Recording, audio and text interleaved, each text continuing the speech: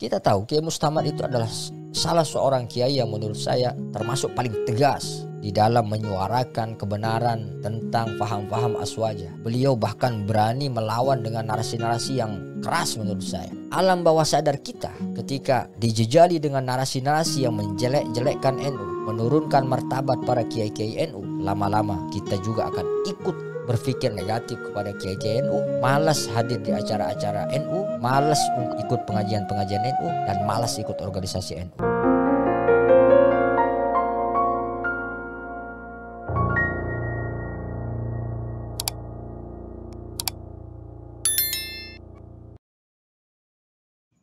Assalamualaikum warahmatullahi wabarakatuh. Alhamdulillah wassalatu wassalamu ala rasulillah amma ba'du.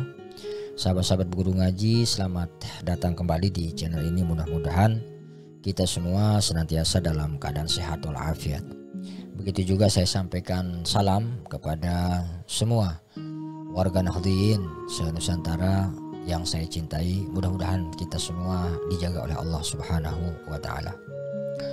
Ada orang yang berkata bahwa Nahdlatul Ulama itu adalah organisasi terbesar di Indonesia, bahkan di dunia, karena tidak ada satu organisasi Islam manapun di dunia ini yang anggotanya melebihi Nahdlatul Ulama.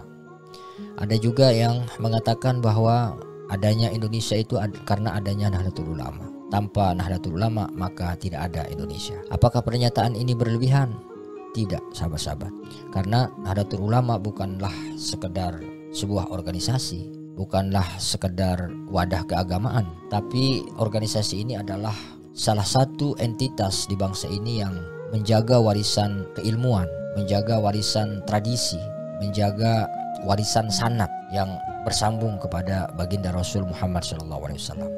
Bahkan tidak hanya itu, Nahdlatul Ulama ini adalah warisan dari nasionalisme dan patriotisme yang ditinggalkan oleh para pejuang dan para pahlawan kita yang mendirikan bangsa ini. Nah, makanya kita tidak heran dari hari ke hari, dari zaman ke zaman, selalu saja ada orang yang ingin mengecilkan peran Nahdlatul Ulama, bahkan ingin menghancurkan Nahdlatul Ulama. Kalau kita amati, ada 3 pola yang sering dilakukan, dan bahkan pola ini terus berulang dari masa ke masa, dari sejak NU berdiri sampai hari ini. Pola yang pertama itu adalah menyerang pemikiran dari Nahdlatul Ulama, baik itu yang sifatnya amaliyah seperti tahlilan, ziarah kubur, manakiban, maulid nabi dan seterusnya, ataupun pemikiran-pemikiran, keputusan-keputusan ulama yang dianggap itu tidak sesuai dengan kepentingan mereka. Dan mereka tidak tanggung-tanggung menggunakan dalil, menggunakan ayat, menggunakan hadis ya. Tetapi tentu saja hadis dan ayat itu lepas dari akar ilmunya, lepas dari sanad keilmuan, sehingga mereka kadang bilang seperti logis gitu, Nabi aja nggak pernah tahlilan. Ya tentu saja Nabi itu tidak pernah tahlilan, karena tahlilan itu adalah ekspresi budaya dari orang-orang Jawa, terutama ulama-ulama kita, yang kemudian diinfiltrasikan nilai-nilai keislaman di situ, sehingga tahlilan itu berbentuk doa, zikir, membaca Al-Quran, dan hal-hal yang diperintahkan oleh agama. Tapi mereka menutup pintu untuk mendiskusikan hal itu. Mereka tidak mau. Mereka akan memaksa harus seperti tradisi orang-orang Arab, seolah-olah Islam itu hanya hidup dalam satu bentuk. Dulu saya pernah menulis satu tulisan, judulnya itu adalah Pohon Islam yang Satu. Saya ibaratkan, kalau zaman dulu kita akan berbicara soal Islam yang murni, di mana ketika ada persoalan-persoalan dihadapi oleh para sahabat misalnya, maka langsung dikembalikan kepada Rasulullah. Tetapi pasca Rasulullah wafat, masih ada beberapa sahabat, dikembalikanlah kepada mereka yang namanya Khulafaur Rasyidin. Tapi pasca Sayyidina Ali, itu kemudian umat Islam itu terpecah-pecah, bercabang-cabang, dan kemudian satu pemahaman dengan pemahaman yang lain itu membuat terpola umat Islam ini kemudian menjadikan mazhab-mazhab. Nah, pemikiran-pemikiran ingin kembali kepada Islam yang murni secara halus, ingin memutus rantai, ingin memutus NU dari tradisinya sendiri, bahkan ingin memutus generasi muda Nahdlatul Ulama agar bisa terpengaruh oleh pemikiran-pemikiran mereka, kemudian mereka bisa ikut kepada pemahaman-pemahaman ini. Sehingga banyak kita temui hari ini generasi muda Nahdlatul Ulama itu yang justru menyerang Nahdlatul Ulamanya sendiri, organisasi sendiri, dan mereka menggunakan logika-logika berpikir orang-orang ini. Nah, pola yang kedua yang mereka pakai itu adalah membusukkan karakter tokoh-tokoh dari Nahdlatul Ulama. Mungkin sahabat-sahabat masih ingat ketika Gus Dur misalnya masih ada, beliau dirusak karakternya, dibilang buta mata, buta hati.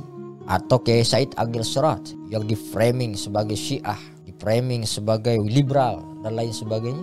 Kemudian Kiai Haji Ma'ruf Amin, begitu juga sekarang. Mungkin sahabat-sahabat memperhatikan Kiai Haji Khalwani Nawawi, ulama sepuh yang punya kredibilitas keilmuan di bidang tarekat, keilmuan di bidang tasawuf. Beliau dituduh tukang fitnah, dituduh penyebar gibah dan seterusnya. Bahkan beliau dituduh merebut Jatman. Padahal yang beliau lakukan oleh Kiai Khalwani ini adalah menjaga agar organisasi tarekat bernama Jatman ini tetap murni dan tetap menjaga tradisi dari Jatman itu sendiri. Tidak dimasuki oleh kepentingan-kepentingan lain, bahkan diselewengkan. Itu yang dilakukan. Kemudian yang lain misalnya Ki Haji Marzuki Mustamar sekarang itu lagi dibuat konten dan lain sebagainya. Kita tahu Kiai Mustamar itu adalah salah seorang kiai yang menurut saya termasuk paling tegas di dalam menyuarakan kebenaran tentang faham-faham aswaja. Beliau bahkan berani melawan dengan narasi-narasi yang keras menurut saya. Tapi apa balasannya? Beliau disebut penebar kebencian, beliau disebut penghasut, dan inilah bentuknya pembunuhan karakter seperti ini. Bukan sesuatu kritik yang sehat. Ya kalau tidak setuju dengan Kiai Khalwani, tidak setuju dengan Kiai Haji Marzuki Mustamar, ya silakan Anda berdebat. Ketika serangan itu dilakukan secara sistematis, maka itu akan menurunkan kepercayaan warga Nahdliyin kepada ulama-ulama kita itu. Padahal yang dilakukan para kiai ini adalah meluruskan sejarah, amar ma'ruf nahi mungkar, dan membentengi warga Nahdliyin dari pemahaman-pemahaman yang keliru. Apa yang disampaikan oleh Kiai Haji Marzuki Mustamar misalnya soal tarekat halwisme dan lain sebagainya, itu memang adanya. Jadi tidak bisa dibantah. Itu ada kitabnya. Terutama di beberapa kitab yang sudah saya baca, misalnya Syarhul Ainiyah, itu isinya halwisme semua. Yang ketiga apa? Mereka itu menyerang banom-banom dan lembaga Nahdlatul Ulama. Yang paling sering jadi sasaran itu adalah Ansor dan Bansar. Ansor dan Bansar ini dipitnah macam-macam. Dibilang tukang bubarkan pengajian, dicap sebagai preman, bahkan dipelintir seolah-olah mereka itu anti-Islam. Padahal siapapun tahu bahwa Bansar itu selalu hadir di acara-acara pengajian, di haul-haul para kiai dan para wali, di hampir semua acara keagamaan. Bansar wajib ada. Mereka menjaga bukan membubarkan. Mereka membantu umat ketika ada bencana dan lain sebagainya. Maka sahabat-sahabat, yang ingin saya sampaikan adalah kita warga muda Nahdlatul Ulama, medan juang kita itu sekarang itu adalah di media sosial, di media digital ini. Percuma anak-anak muda NU banyak, tetapi tidak berjuang di sini. Oke lah, ada yang ngaji kitab di pesantren, ada yang ngaji di majelis taklim, tapi juga harus ada yang ngaji di YouTube, harus ada yang ngaji di TikTok, harus ada yang ngaji di Facebook. Kenapa? Karena mereka menguasai kanal-kanal ini, mereka menguasai platform-platform ini, sehingga mereka leluasa menyerang NU dari segala arah. Mereka potong-potong video para kiai, mereka satukan, kemudian dia framing, dia bagikan berkali-kali tanpa sadar. Kemudian kita pun ikut menontonnya. Alam bawah sadar kita ketika dijejali dengan narasi-narasi yang menjelek-jelekkan NU, menurunkan martabat para kiai-kiai NU, lama-lama kita juga akan ikut berpikir negatif kepada kiai-kiai NU, malas hadir di acara-acara NU, malas untuk ikut pengajian-pengajian NU, dan malas ikut organisasi NU. Dan parahnya lagi sahabat-sahabat, mereka-mereka ini suka nyamar jadi orang NU, ngaku ahlus sunnah, tapi bilang Islam gak butuh organisasi, cukup ahlus sunnah katanya, gak perlu NU-NU-an, NU itu buatan manusia, cukup Islam saja yang buatan Allah, dan banyak lagi. Padahal tujuannya apa? Ingin memisahkan warga NU dengan organisasinya, ingin memisahkan warga NU dengan para kiainya.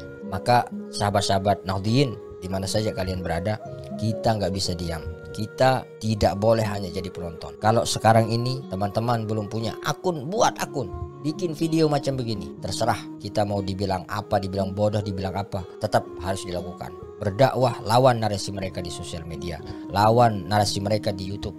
Karena menjaga NU bukan cuma menjaga organisasi, tapi juga kita wajib untuk menjaga sanad keilmuan kita, menjaga warisan para ulama. Menjaga NU adalah menjaga Indonesia. Demikian sahabat-sahabat, mudah-mudahan ada manfaatnya. Wallahul muwaffiq ila aqwamit thoriq. Wassalamualaikum warahmatullahi wabarakatuh.